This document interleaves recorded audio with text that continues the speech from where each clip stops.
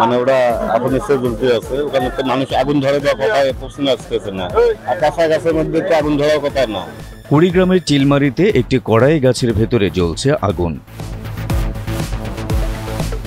১ জুলাই মঙ্গলবার সকালে উপজেলার রমনা মডেল ইউনিয়নের রমনা রেল স্টেশনে এমন বিস্ময়কর ঘটনা ঘটে।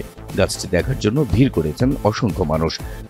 কেমনে ধরছে এটা তো শিওর হইতে পারে, মানে ওরা আল্লাহর ইচ্ছে, মানে ওরা এখন এসে জ্বলতে আছে, ওখানে তো মানুষ আগুন ধরে দেওয়ার কথা প্রশ্ন আসতেছে না, আর কাঁচা গাছের মধ্যে তো আগুন ধরার কথা না। ফায়ার সার্ভিস আসছিল, ইউনো স্যার আসছিল, পুলিশ প্রশাসন আসছিল, তো আগুন নিভাতে পারছে না। এখন কি কারণে জ্বলতেছে আমি তা জানতে পারতেছি না। জনগণ আসতেছে, দেখতেছে, এতটুকু ভাই। ফায়ার সার্ভিসে ওরা গাছের আগালে উঠছিল, উড়িয়ে একটা প্রোগ্রাম পাচ্ছিল, ওই প্রোগ্রাম দিয়ে পাইপ ধরছিল, পানিটা আবার দিয়ে বাইরে হয়ে যায়, কিন্তু কাজ হয় না। প্রত্যক্ষদর্শীরা জানান, গাছের ভেতর থেকে হঠাৎ করে আগুন বের হতে থাকলে তারা প্রথমে নিজেরা পানি ঢেলে আগুন নেভানোর চেষ্টা করেন, কিন্তু আগুন আরও বেড়ে গেলে বিষয়টি ফায়ার সার্ভিসে জানানো হয়।